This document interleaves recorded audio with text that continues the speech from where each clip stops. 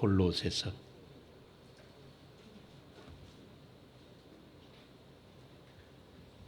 3장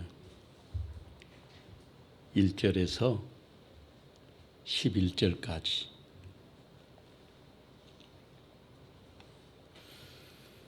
그러므로 너희가 그리스도와 함께 다시 살리심을 받았으면 위의 것을 찾으라. 거기는 그리스도께서 하나님 우편에 앉아 계시느니라. 위의 것을 생각하고 땅의 것을 생각하지 말라. 이는 너희가 죽었고 너희 생명이 그리스도와 함께 하나님 안에 감추어졌습니다. 우리 생명이신 그리스도께서 나타나실 그때에 너희도 그와 함께 영광 중에 나타나리라. 그러므로 땅에 있는 지체를 죽이라.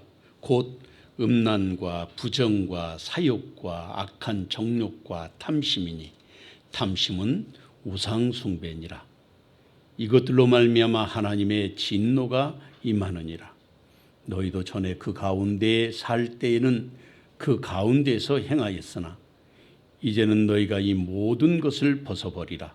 곧 분함과 노여움과 악의와 비방과 너희 입에 부끄러운 말이라. 너희가 서로 거짓말을 하지 말라.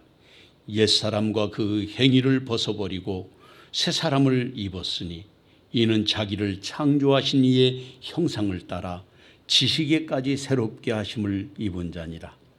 거기에는 헬라인이나 유대인이나 할레파나 무할레파나 야만인이나 스구디아인이나 종이나 자유인이 차별이 있을 수 없나니 오직 그리스도는 만유시요 만유 안에 계시느니라. 아멘. 하나님 주신 은혜와 사랑이 오늘도 저와 여러분에게 함께 하시기를 주의 이름으로 축원합니다. 성경은 우리가 다시 살림을 받은 사람들이다 이렇게 말씀하십니다. 그래, 다시 살리심을 받은 사람은 해야 할 일이 있는데 위의 것을 찾으라는 거예요. 다시 살리심을 받았다. 이게 도대체 무슨 뜻일까? 그런 생각이 들지 않습니까? 제가 말씀을 준비하면서 그 최용우 목사님이라는 분이 안산에서 목회하시는 분인데 이분이 시인이에요. 그분이 비온 아침이라는 그 시를 썼는데 그 시를 읽어보니까 시가 굉장히 마음에 와 닿았어요. 그래서 말씀을 듣기 전에 짧은 시지만 제가 소개해드리고 함께 그 목사님의 영성과 그 감성을 우리도 함께 나눌 수 있으면 좋겠다 그런 생각이 들었습니다. 비온 아침 최용우. 밤새 조용히 비가 내렸습니다. 세상이 세수를 한 듯 맑고 깨끗합니다. 밤새 조용히 내린 비에 세상이 차분하고 정갈해졌습니다. 그런 시입니다.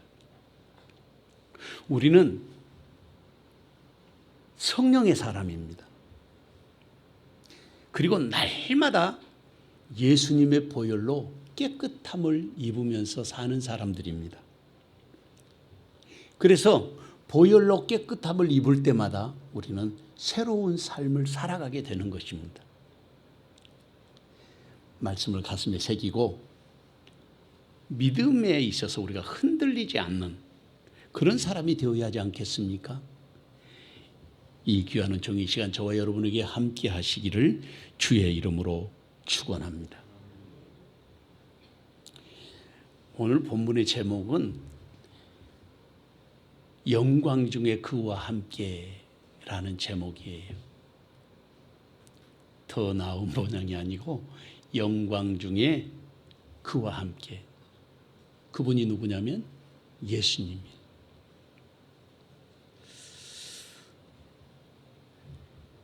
첫 번째로는 우리의 생명은 그리스도와 함께 하나님 안에 감추어졌다 하는 것입니다. 본문 1절에서 3절 말씀을 다 같이 한 목소리로 읽어보겠습니다. 그러므로 너희가 그리스도와 함께 다시 살리심을 받았으면 위의 것을 찾으라. 거기는 그리스도께서 하나님 우편에 앉아 계시느니라. 위의 것을 생각하고 땅의 것을 생각하지 말라. 이는 너희가 죽었고 너희 생명이 그리스도와 함께 하나님 안에 감추어졌음이라. 아멘. 바울 사도는 우리에게 말씀하시기를 위의 것을 찾으라. 위의 것을 찾으라고 말씀하십니다. 그리고 땅의 것을 생각하지 말라. 왜 위의 것을 생각하라고 말씀하고 있는 것입니까? 본문의 말씀을 가만히 살펴보면 위의 것을 생각하라 하는 그 단어 속에 그냥 한 분만 생각하고 잊어버리는 것이 아니라 계속해서 위의 것에 대한 생각을 가지고 살아가라는 뜻이에요. 언제까지? 주님 오시는 날까지 계속해서 위의 것을 생각하라는 것입니다. 그리고 땅의 것을 생각하지 말라. 그러니까 위의 것이라는 말씀과 땅의 것이라는 말씀을 같이 대놓고 비교를 해보면 위의 것은 생각하지 말되 계속해서 생각하지 말아야 된다는 거예요. 언제까지? 주님을 만나는 그날까지. 그러면 왜 위의 것을 생각하라고 말씀하고 있을까? 그것을 본문의 말씀을 살펴보면 그 이유를 우리가 찾아낼 수 있는데, 첫째는 본문 3절 말씀을 보면 이는 너희가 죽었고 너희 생명이 그리스도와 함께 하나님 안에 감추었음이라. 그렇게 말하고 있어요. 그러니까 그 이유의 첫 번째는 우리가 죽었다는 거예요. 아니, 살아있는데 죽었다는 거예요. 오늘도 지금 눈 뜨고 일어나서 세수하고 옷 입고 밥 먹고 그리고 지금 하나님 앞에 예배하러 왔지 않습니까? 그런데 성경에 보니까 너희가 죽었대요. 그것은 육신적인 생명의 죽음을 말하는 것이 아니라 영적으로 사망 권세가 지배하는 그 세상에서 우리의 삶이 단절됐다는 것을 말하는 거예요. 그러니까 여기서 이 말씀 속에 다 담겨 있는 또 다른 의미가 또 있는데 그게 뭐냐면 우리가 죽었다 하는 이 말씀이 아페다네테라 그래요. 여기 말씀을 보니까. 근데 이게 이 아페다네테라는 말 속에 담겨 있는 의미는 내가 자원하는 마음으로 죽었다는 거예요. 억지로 하는 게 아니라 그 단어 속에 보니까 내가 자원하는 마음으로 죽었어요. 그게 언제 죽느냐? 예수님이 나의 구주라고 고백하는 그때 내가 고백하잖아요. 내가 고백하는데 그때 예수님의 십자가에 내가 함께 못 박혀 죽는 거예요. 이게 성경에서 가르쳐주는 일관된 말씀이에요. 놀랍지 않습니까? 그러니까 우리가 죽은 것은 예수님을 구주로 영접하는 그 순간, 예수님이 나의 주님이 되었다고 하는 그 고백이 있을 때에 예수님과 함께 죽고 내가 세상과 단절된 삶을 살게 된다는 거예요. 그렇다고 세상을 떠나라는 이야기는 아니에요. 로마서 6장 8절 말씀에 보면 만일 우리가 그리스도와 함께 죽었으면 또한 그와 함께 살 줄을 믿노니. 영적인 의미로 우리는 예수님과 함께 십자가에 2000년 전에 죽었다는 거예요. 그걸 말하고 있어요. 우리는 이해가 잘 안 되죠. 왜냐하면 예수님은 2000년 전뿐이고 우리는 지금 2022년에 살잖아요.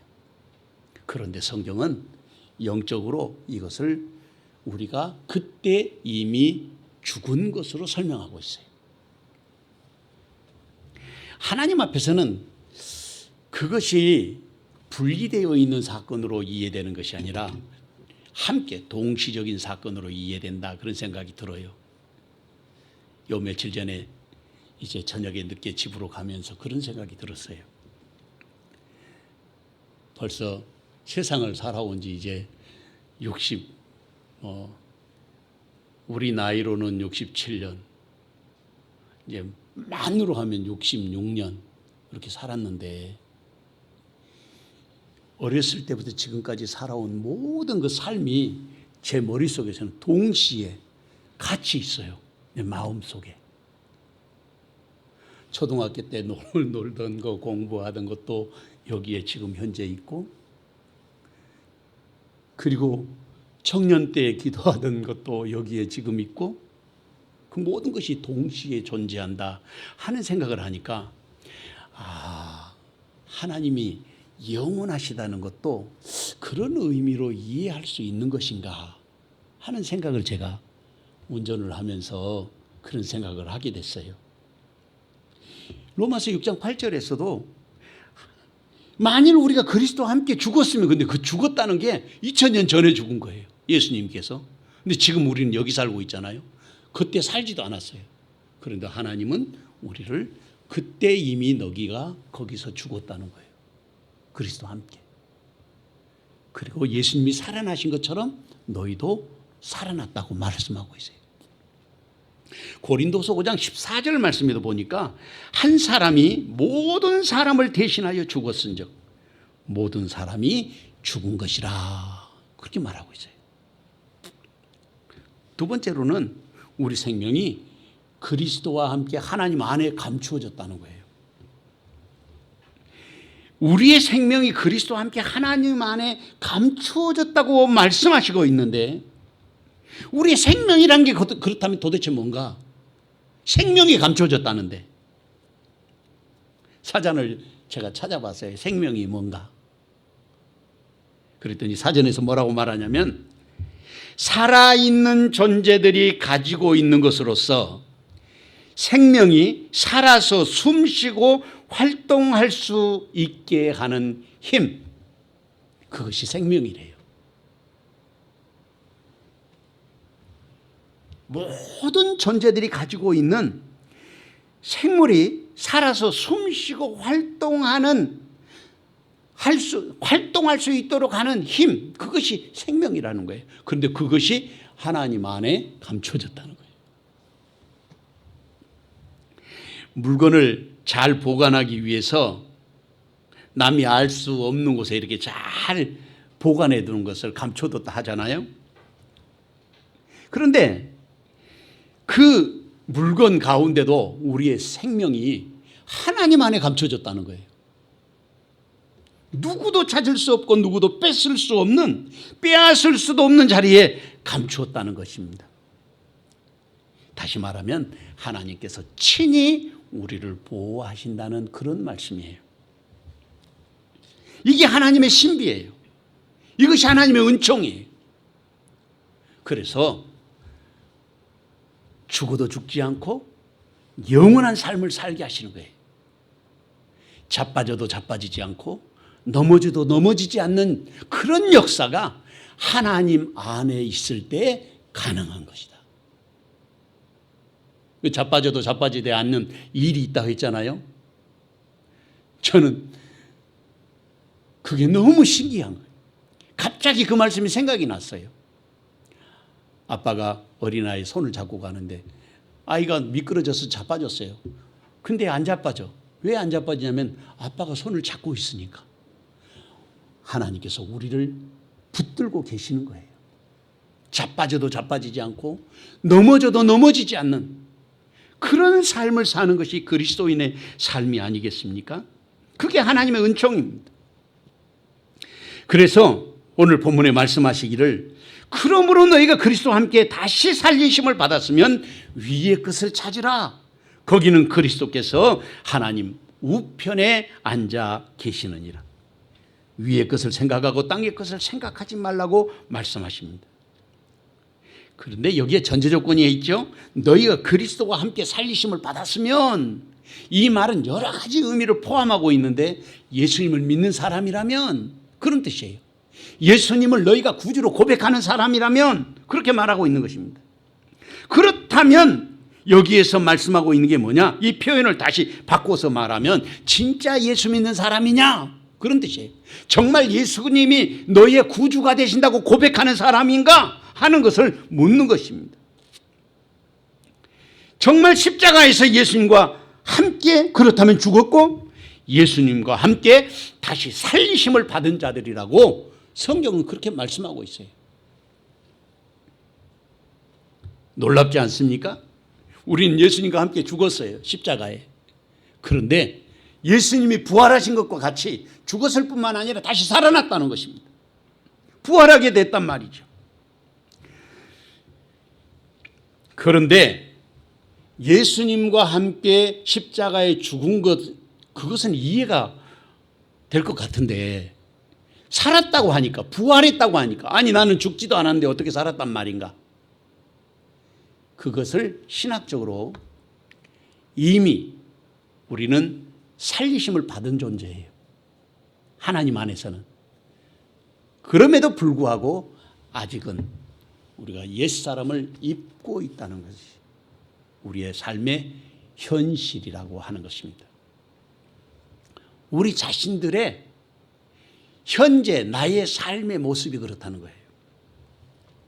그래서 하나님께서 여기서 우리에게 가르쳐 주시는 것은 예수님과 함께 부활하고 영원한 생명으로 우리가 초대받았다는 것을 가르쳐 주시는데, 그 초대받은 사람이라면, 좀 더 쉽게 말하면 예수 믿는 사람이라면 위의 것을 찾아야 된다는 거예요.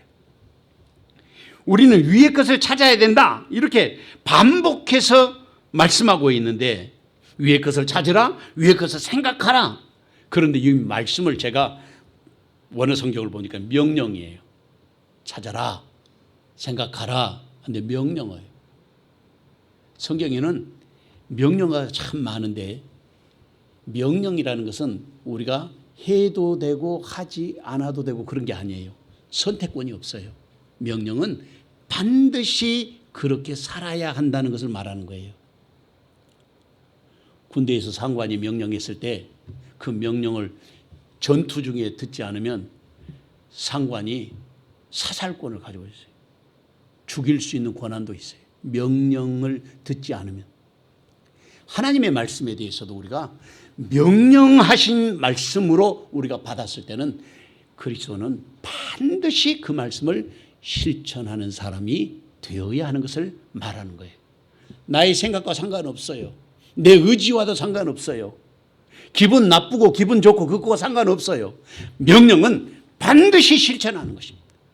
비 오는 날이든지 눈 오는 날이든지 햇볕이 비치는 날이든지 해야 할 일은 반드시 해야 되는 것, 그것이 명령입니다. 그래서 우리에게 여기에서 말씀하고 있는 것이죠.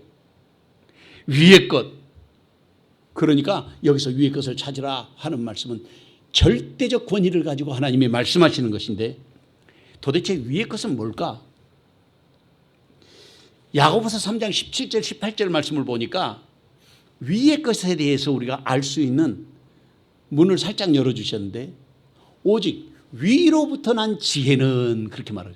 위로부터 난 지혜.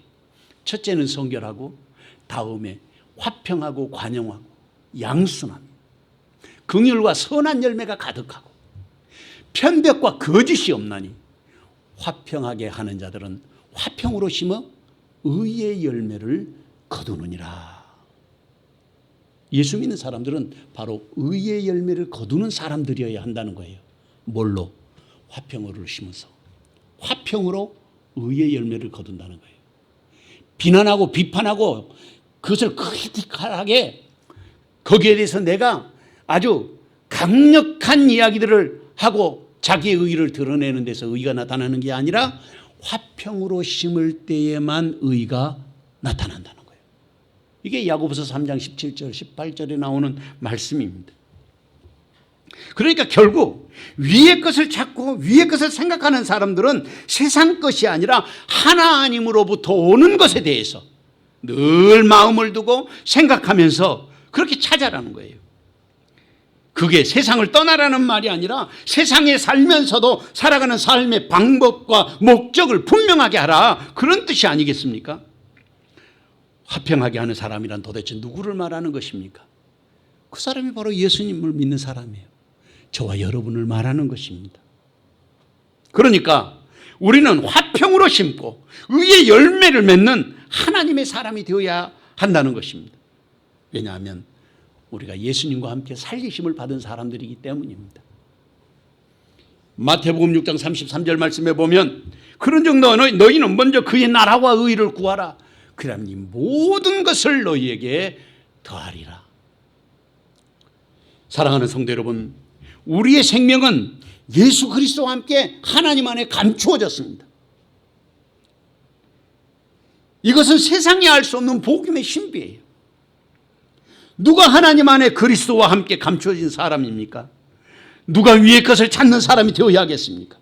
누가 땅의 것을 생각하지 않고 위의 것을 생각하는 참 믿음의 사람으로 살아야 하겠습니까? 그 자리에 주님은 지금 저와 여러분을 부르고 계시는 것입니다. 이 귀하는 정의 시간 저와 여러분에게 함께 하시기를 주님의 이름으로 축원합니다. 둘째로 우리도 예수님과 함께 영광 중에 나타나게 될 것입니다. 본문 4절에서 8절 말씀을 다 같이 한 목소리로 읽어보겠습니다. 우리 생명이신 그리스도께서 나타나실 그때에 너희도 그와 함께 영광 중에 나타나리라. 그러므로 땅에 있는 지체를 죽이라. 곧 음란과 부정과 사욕과 악한 정욕과 탐심이니 탐심은 우상 숭배니라. 이것들로 말미암아 하나님의 진노가 임하느니라. 너희도 전에 그 가운데 살 때에는 그 가운데서 행하였으나 이제는 너희가 이 모든 것을 벗어버리라. 곧 분함과 노여움과 악의와 비방과 너희 입의 부끄러운 말이라. 아멘. 말씀을 읽어보면 정말 놀라운, 정말 감격과 흥분되는 그런 말씀을 여기에 기록해 놓으셨는데 엄청난 기대를 갖게 하는 말씀이에요. 그게 뭐냐면 본문에서 예수님이 나타나실 때 우리도 그 예수님과 함께 영광 중에 나타나게 될 거라는 거예요. 예수님이 이 세상의 영광 중에 나타날 때, 이 말씀을 조금 시간차적으로 설명을 하면 예수님이 공중 재림하시게 될 때 하늘에서 신랑을 맞이하는 하늘 잔치가 열립니다. 결혼식 잔치가. 그 하늘 잔치가 열리고 난 다음에 예수님이 이 땅으로 내려오셔요. 요한계시록을 보면 마지막에 예수님께서 그렇게 내려오셔서 땅에서 1000년 동안 왕노로 하시는 것입니다. 그때 우리도 함께 10고을 다스릴 사람, 5고을 다스릴 사람 이렇게 다 나눠서 고을을 다스리게 된다고 성경은 가르쳐주고 있어요. 그러니까 얼마나 놀라운 말씀입니까? 예수님이 나타나실 때에 예수님과 함께 영광 중에 내가 나타난다는 거예요. 이 세상에. 놀랍지 않습니까? 그래서 우리는 주님이 다시 오시는 그날을 손꼽아 기다리는 거예요. 주님이 그렇게 오시겠다 했고 앞으로 그렇게 우리를 살아가게 하실 것이라고 말씀하시고 있기 때문에 이것이 하나님의 계획이에요. 하나님의 영원하신 플랜 가운데 속해 있는 것이죠. 그런데 우리 마음에 궁금한 게 있어요. 도대체 예수님이 영광 중에 우리와 함께 나타나신 그때는 언제란 말인가? 궁금하잖아요. 사도행전 1장에 보니까 예수님께서 승천을 하시기 위해서 제자들과 함께 감람산에 올라가셨어요. 그리고는 제자들에게 마지막 예수님 그때가 언제예요? 하고 물어보니까 때와 기한은 여호와의 권한에 정하신 바요 너희 알 바는 아니라 오직 성령이 너희에게 임하시면 너희가 권능을 받고 예루살렘과 온 유대와 사마리아와 땅끝까지 이르러 내 증인이 되리라 하시니라. 사도행전 1장 7절 8절 말씀에 나오는 내용이에요. 그리고 예수님 공중으로 올라가셔 버렸어요. 예수님이 올라가시니까 쳐다보고 이렇게 서 있었죠. 그런데 그때 흰 옷 입은 두 사람이 옆에 서서 야, 왜 하늘만 쳐다보고 있냐? 너희가 본 그대로 예수님은 다시 오실 것이다. 이렇게 말씀하셨어요. 그게 사도행전 1장에 나오는 말씀이에요. 그래서 제자들이 예수님이 다시 오시기를 기대하고 있었어요. 바울 사도도 자기가 살아있는 중에 오실 것으로 생각했어요. 1960년대, 70년대에 예수 믿은 사람들은 예수님이 2000년 전에 오실 줄 알았어요. 그렇게 기대하고 살았어요, 실제로. 저도 2000년 되기 전에 예수님 오실 것으로 기대했어요. 그런데 왜 안 오시는 걸까? 성경을 자세히 살펴보니까 예수님 언제 오시느냐면 노아의 때같이 온다는 거예요. 시집가고 장가가고. 노아는 지금 산에다가 저 산꼭대기에다가 방주를 만들어 가지고 날마다 산에 올라다니면서 방주를 짓고 있어요. 여러분, 하루 이틀 사흘 나흘 그것을 그 어마어마한 방주를 짓는데 사람들이 누구도 도와주지 않아. 자기 아들들하고 짓는데 100년을 지어요 그거를. 그러니까 미쳤지. 비도 안 오는 날에 산꼭대기에다 배를 지니까. 배는 어디다 지어야 되는 거예요? 바닷가에서. 근데 산꼭대기에다 지니까. 노아의 때같이 그렇게 오신다는 겁니다. 요한계시록 22장 20절 말씀을 보니까 이것들을 증언하신 이가 이르시되, 예수님이 말씀하셨다는 거죠. 예수님이 말씀하시기를 내가 진실로 속히 오리라. 예수님 그렇게 말씀하셨어요. 진실로 내가 속히 오리라.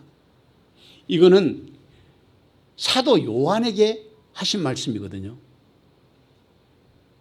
사도 요한은 AD 80년에서 90년 그때쯤에 돌아가신 걸로 나오고, 이 요한계시록은 그때쯤 기록한 말씀이라고 생각이 들어요. 그러니까 반모섬에 있을 때. 그리고 이 12 제자들 가운데 유일하게 천수를 다하신 분이 사도 요한이에요. 그런데 그 사도 요한이 요한계시록을 다 쓰고 마지막에 예수님이 하신 말씀을 기록해놨는데 예수님이 뭐라고 말씀하고 계시느냐? 내가 진실로 속히 오리라. 주님이 다시 오시는 그날 이제까지 죽었던 모든 사람이 다 살아날 것입니다. 믿는 사람은 구원, 영생의 부활로, 그리고 믿지 않는 사람은 심판의 부활로 살아나게 되는 거예요. 그리고 구원으로 가는 길은 세상에 사는 날 동안에 결정됩니다. 하나님께서 우리에게만 허락해 주신 거예요. 그래서 하나님의 말씀 가운데서 우리 자신들이 예수님이 다시 오신 그날을 날마다 소망하면서 사는 사람이 되라고 그렇게 말씀하고 있습니다. 그래서 오늘 본문에 예수님이 오실 때, 나타나실 때에 영광 중에 함께 서 있는 사람이 되어야 하지 않겠습니까?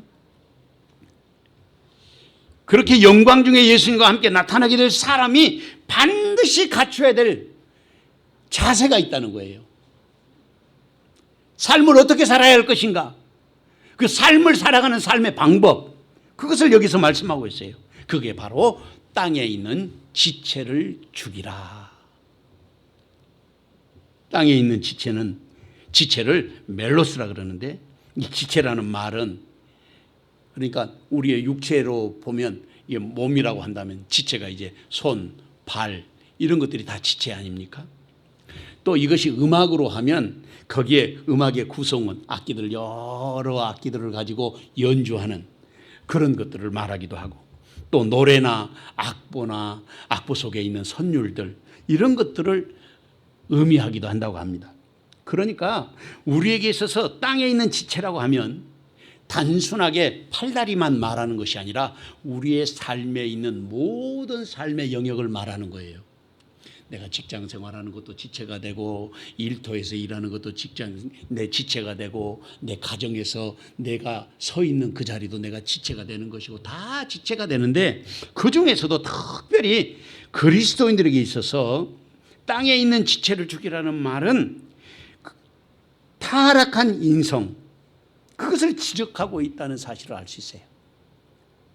타락한 인성.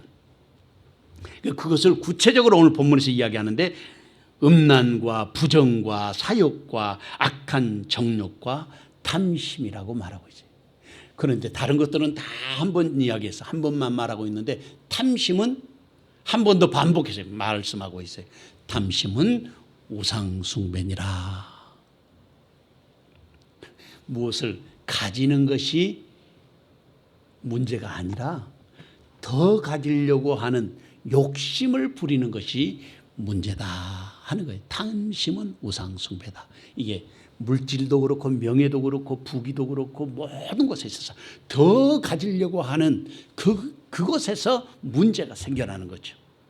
그걸 말씀하고 있어요. 그래서 이런 것들이 관영하게 되면, 관영한다는 말은 가득 차가지고 넘치는 걸 말하는 거예요. 물통에 물을 부었는데 그 물이 넘칠 때 그걸 관영이라 그래요. 죄악이 관영하면 하나님의 진노가 임하는 거예요. 그것은 개인적으로도 죄가 관영하면 개인이 종말을 맞이하게 되고, 가정이나 시대가 죄로 가득 차게 되면 그 시대가 종말을 맞이하게 되는 거예요. 그런데 역사적 종말이 다가오는 것 같은 느낌이 들지 않습니까?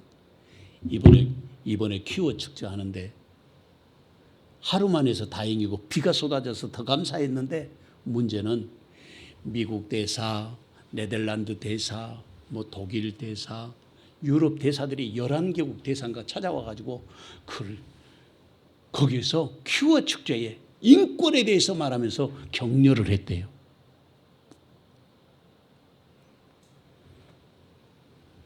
오늘 아침에 뉴스를 보니까 요즘에 원숭이 두창이 그게 바이러스인데 이렇게 물집이 생기는 것이더만요. 보니까 여자들에게 생기는 게 아니에요. 남자 동성 연애지들한테 생기는 거예요. 그래서 뉴스에 보니까 자기의 잠자리 대상을 줄여라 이렇게 나왔어요. 오늘 아침 뉴스에. 여러 사람과 관계를 갖지 말고 그 대상자를 줄이라는 거예요. 이런 망할 놈의 세상에 뉴스에 그것까지 가르쳐주는 세상이 됐어요. 그것도 남자가 남자를. 성경에 나와 있어요. 로마서 1장에. 다시 말하면 지금 물통에다가 물을 채웠는데 지금 넘치고 있어요. 그러니까 이게 계속해서 20년, 30년 만에 한 번씩 오던 이 온역, 질병들이 2000년대에 들어서면서부터 2년, 3년 만에 지금 오는 거예요. 사스, 메르스, 코비드 19. 근데 이 코비드 19은 없어질 생각도 안 하고 또 변형이 생기고 또 변형이 생기고 계속해서. 이것을 단순하게 우리가 생각하면 안 돼요. 주님의 말씀 가운데 있는 이 마지막 때의 징조로 봐도 틀림이 없다. 우리가 깨어서 기도해야 될 필요가 있습니다. 그렇게 일어나면 어떻게 되느냐? 6절 말씀에 그렇게 말하겠어요. 6절. 이것들로 말미암아 하나님의 진노가 임하느니라. 로마서 1장에서도 그렇게 살아가는 사람들은 이미 그들의 몸에 진노를 받은, 저주를 받았다 했어요. 몸에. 그게 에이즈예요. 여러분. 에이즈 환자들. 구천성 면역 결핍증. 근데 그 사람들이 먹는 약이 1년에 수천만 원씩 들어가요. 거의 1억 가까이. 근데 그 돈을 누가 내고 있냐? 우리 국민들이 세금으로 내고 있어요. 근데 그 국민들이 세금으로 내고 있는 돈이 몇백억씩 들어가는데 그것을 딱 차단시켜서 모르게 하고 있어요. 누가? 이 정권이, 정부가 그렇게 하고 있어요. 그걸 오픈해서 젊은 사람들이 그렇게 하지 못하도록 해야 되는데 계속해서 가르치고 있어요. 중학교에서 가르치고 초등학교에서 가르치고 요즘에는 유치원 어린이집에서도 가르치도록 돼 있어요. 세상이 올바른 정신을 갖고 사는 사람들이 살 수 없는 시대가 되고 있다는 말이에요. 그런데 여기에 분명히 그렇게 말하고 있어요. 이것들로 말미암아 하나님의 진노가 임하느니라. 그리고 이어서 7절 이하에서도 너희도 전에 그 가운데 살 때에는 그 가운데서 행하였으나, 우리도 그 가운데 살았다는 거예요. 이제는 너희가 이 모든 것을 벗어버리라. 곧 분함과 노여움과 악의와 비방과 너 입에 부끄러운 말이니라. 부끄러운 말. 이 부끄러운 말을 좀 더 쉽게 말하면 음담패설. 입에 올리지 말라는 거예요. 이제는 너희가 이 모든 것을 벗어버리라. 우리가 예수님과 함께 죽은 것도 사실이고 예수님의 부활하신 것과 함께 산 것도 사실이지만 아직 우리가 살아가는 세상은 영원한 하나님의 나라는 아니라는 것을 말하고 있습니다. 그러니까 신학적으로 이것을 이미 구원을 받았으나 아직 완전한 때가 이르지 않았다고 해석합니다. 이미 아직이라고 그래요. 신학적인 용어로. 그리고 말씀하시기를 너희도 전에 그 가운데 살았느니라. 그 가운데 생활했다는 거예요. 그러니까 땅에 있는 지체를 죽이라는 것은 무엇인지 본문이 더 구체적으로 말하고 있는데, 첫째는 분함을 버려라 그랬어요. 분노는 제어할 수 없는 악을 말합니다. 둘째로 노여움을 버리라. 분함과 노여움이 조금 차이가 있어요. 보니까 노여움이라는 말은 인간 관계를 파괴하는 것, 악한 감정이나 다른 사람에 대해서 반감을 가지는 것, 이런 것들이 노여움이래요. 이런 것들을 버려야 된다는 거예요. 세 번째로는 악의와 비방을 버리라고 했습니다. 이것은 이전의 개역성경에서는 번역하기를 회방하는 것이라고 번역했어요. 그리고 네 번째로는 부끄러운 말을 버려라, 이렇게 말하고 있습니다. 우리가 사용하는 언어 가운데 더러운 말을 하거나 저급하고 외설적인 언사를 삼가라는 말입니다. 그것이 땅에 있는 지체를 죽이고 위의 것을 찾는 그리스도인의 삶의 기본적인 삶의 출발점이다, 이렇게 말씀하시고 있어요. 에베소서 4장 29절 말씀에 보면 무릇 더러운 말은 너 입 밖에도 내지 말고 오직 덕을 세우는 데 소용되는 대로 선한 말을 하여 듣는 자에게 은혜를 끼치게 하라고 했습니다. 사랑하는 성도 여러분, 주님은 성경을 통해서 우리에게 분명하게 말씀하십니다. 무릇 더러운 말은 너 입 밖에도 내지 말라고 말씀하십니다. 그리고 오직 덕을 세우는 데 소용되는 대로 선한 말을 해서 듣는 자가 은혜를 누리고 은혜를 끼치는 사람이 되라는 것입니다. 우리가 살아야 할 이유가 무엇이라고 말씀하십니까? 그렇게 살아야 될 이유는 그리스도께서 영광 중에 오실 때 우리도 함께 나타나야 하기 때문이라고 가르쳐 주십니다. 누가 땅에 있는 지체를 죽여야 될 사람입니까? 누가 생명이신 그리스도 안에 나타나서 그 영광에 참여해야 될 사람입니까? 그 자리에 주님은 지금 저와 여러분이 서 있기를 원하시는 것입니다. 이 귀하는 정의 시간 저와 여러분에게 함께 하시기를 주님의 이름으로 축원합니다. 셋째로 우리는 하나님의 형상을 따라 지식에까지 새롭게 하심을 입은 사람들입니다. 본문 9절에서 11절 말씀을 다 같이 한 목소리로 읽어보겠습니다. 너희가 서로 거짓말을 하지 말라. 옛사람과 그 행위를 벗어버리고 새 사람을 입었으니 이는 자기를 창조하신 이의 형상을 따라 지식에까지 새롭게 하심을 입은 자니라. 거기에는 헬라인이나 유대인이나 할레파나 무할레파나 야만인이나 스구디인이나 종이나 자유인이 차별이 있을 수 없나니 오직 그리스도는 만유시요 만유 안에 계시느니라. 아멘. 성경은 예수님을 구주라고 고백하는 그 순간에 우리가 어떤 사람이 되는지를 가르쳐주고 있습니다. 이것을 그리스도인의 정체성이라 그래요. 내가 누군가, 나는 누구인가 하는 것을 가르쳐주는 거예요. 나는 누구냐? 너는 예수 안에서 죽은 사람이다. 따라해 보겠습니다. 나는 누구인가? 나는 예수 안에서 죽은 사람이다. 할렐루야. 나는 누구인가 따라하겠습니다. 나는 누구인가? 나는 예수 안에서 예수님과 함께 부활에 참여한 사람이다. 할렐루야.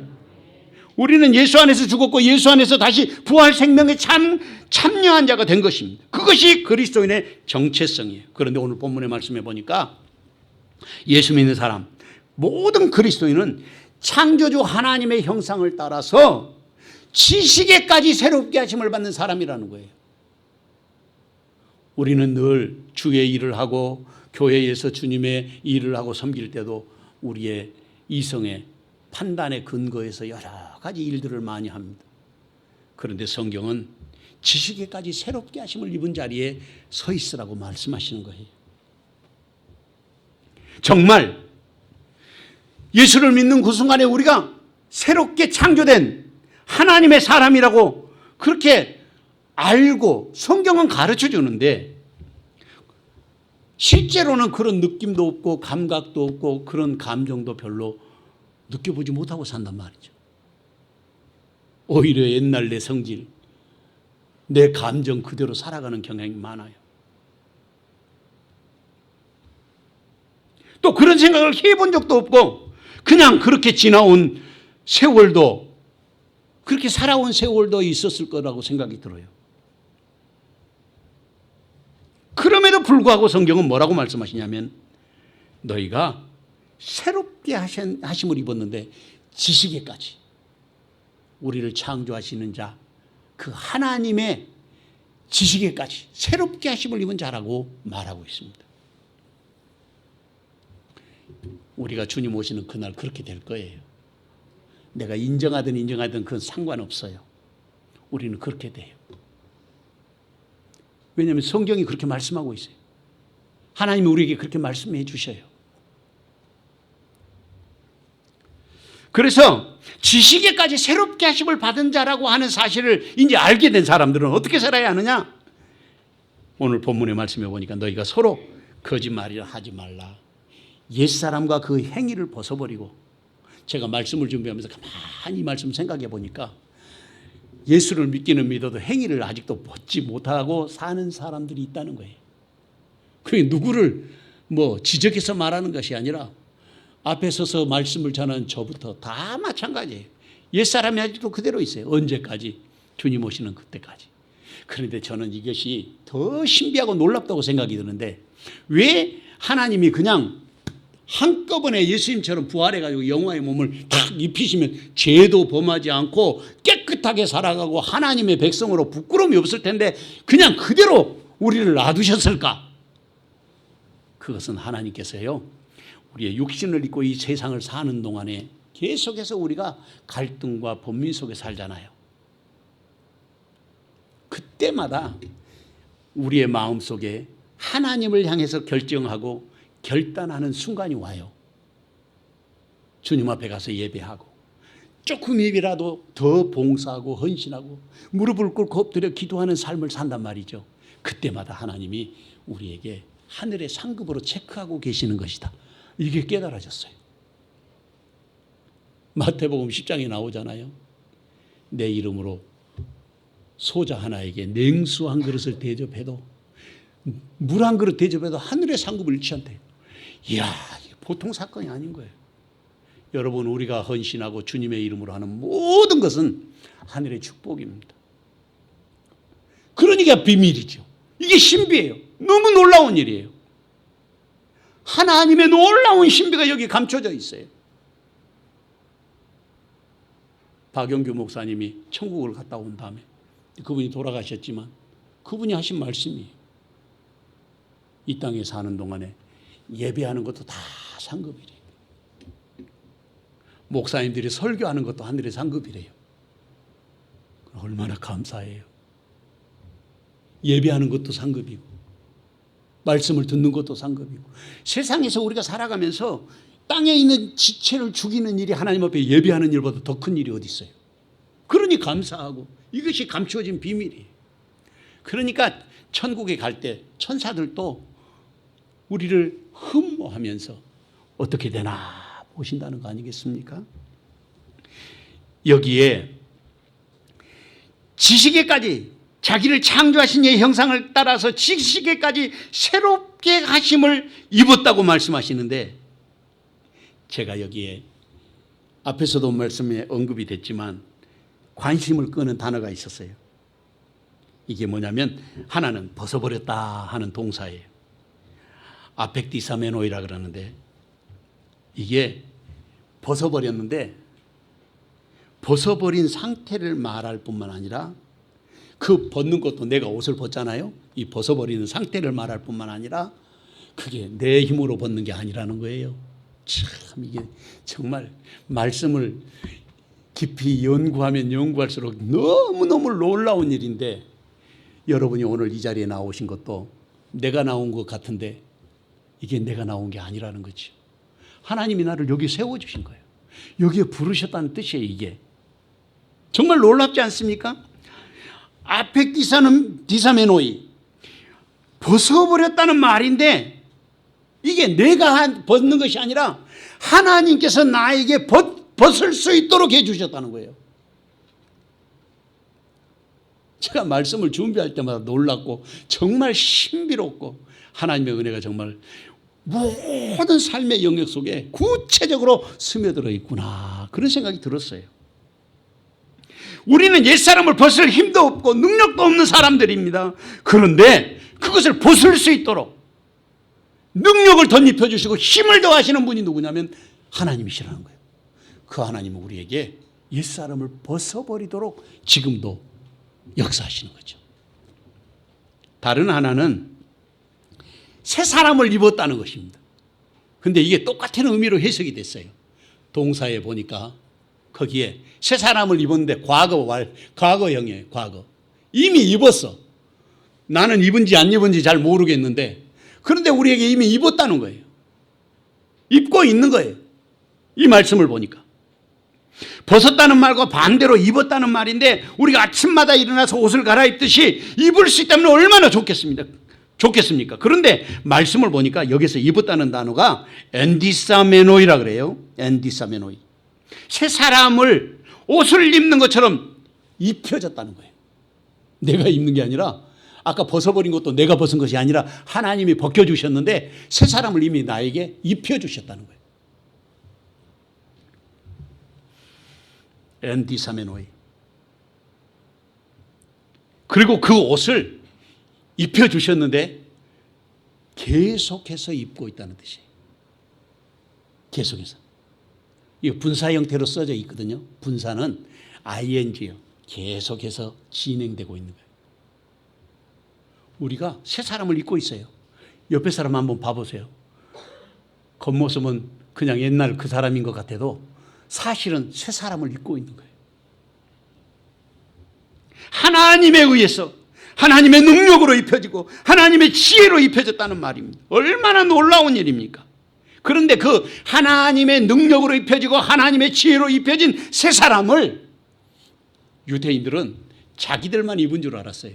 근데 오늘 본문의 마지막 이 본문 말씀해 보니까 11절에 거기에는 헬라인이나 유대인이나 할레파나 무할레파나 야만인이나 수구디아인이나 종이나 자유자나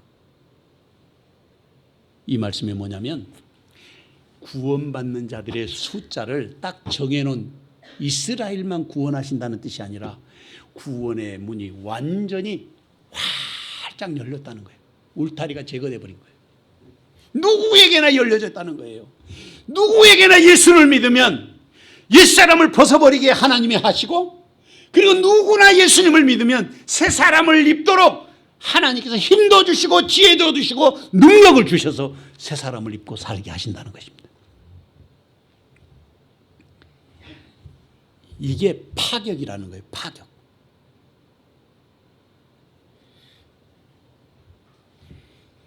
온 세상 열방과 민족들에게 차별이 없으신 하나님으로 그 은총을 더해 주신다는 것입니다. 구원의 문이 열려진 아주 중요한 말씀입니다. 유대인만 위해서 오신 예수님이 아니라 온 인류를 위해서 오신 그리스도이시고 그 분이 만유이시고 만유 안에 계시는 분이라는 말입니다. 이 만유이시고 만유 안에 계신 분이라는 말을 한마디로 제가 요약해 봤어요. 그게 뭐냐면 오직 예수. 그 길밖에 없어요. 따라해 보겠습니다. 오직 예수. 아침에도 일어나면 오직 예수. 저녁에도 누울 때 오직 예수. 여러분, 그때 주님께서 우리를 꽉 붙잡아 주실 것입니다. 예전에 섬기던 교회에 집사님 한 분 계셨어요. 낮에도 집에서 누우면은 막 꽹가리를 치고 귀신들이 그렇게 몰려들어온대.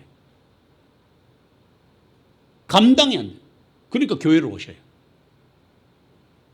제가 그분이 이제 돌아가셨어요. 연세가 많으셔서. 자녀들이 이제 충북 제천에 사셔서 제가 거기에 이제 전화하고 연락해서 통화를 한 적이 있는데, 근데 가서 예배를 드리면요, 없어지는 거예요. 지금도 우리들의 예수를 믿어서 하나님의 은총 가운데 있어서 그렇지, 이 하나님의 은총 가운데 없는 사람들은 그 사람들이 느끼든지 느끼지 못하든지 간에 그건 이미 사망 권세가 그를 지배하고 있는 거예요. 오직 예수 안에 사는 사람들에게 있어서는 하나님이 생명으로 우리를 이끌어 가시는 것입니다. 이사야서 19장 23절에서 25절 말씀을 보니까 그날에는 애굽에서 아수르로 통하는 대로가 있어 아수르 사람은 애굽으로 가겠고 애굽 사람은 아수르로 갈 것이며 애굽 사람이 아수르 사람과 함께 경배하리라. 그날에 이스라엘의 애굽 및 아수르와 더불어 셋이 세계 중에 복이 되리니 이는 만군의 여호와께서 복 주시며 이르시되 내 백성 애굽이여 내 손으로 지은 아수르여 나의 기업 이스라엘이여 복이 있을지어다 하실 것임이라. 이사야서에서 이미 복음의 문이 활짝 열릴 것을 말씀하고 계셨던 거예요. 이사야서는 구약 성경의 복음서라고 별명이 붙은 말씀입니다. 사랑하는 성도 여러분, 하나님의 이 놀라운 음성으로 말씀을 통해서 우리에게 들려주고 계시지 않습니까? 옛사람을 벗어버리고 새 사람을 입으라. 새 사람을 입은 자들에게 대해서 하나님께서 호소하시는 하나님의 사랑의 호소라고 말할 수 있을 것입니다. 누가 땅의 것을 생각하지 않고 위의 것을 찾는 사람이 되어야겠습니까? 누가 생명이신 그리스도와 함께 나타나실 그때의 영광 중에 함께 참여하는 사람이 되어야겠습니까? 그 자리에 주님은 지금 저와 여러분을 부르고 계시는 것입니다. 이 귀한 은총이 함께 하시기를 주의 이름으로 축원합니다. 사랑하는 주님, 주님의 은혜와 사랑을 감사합니다.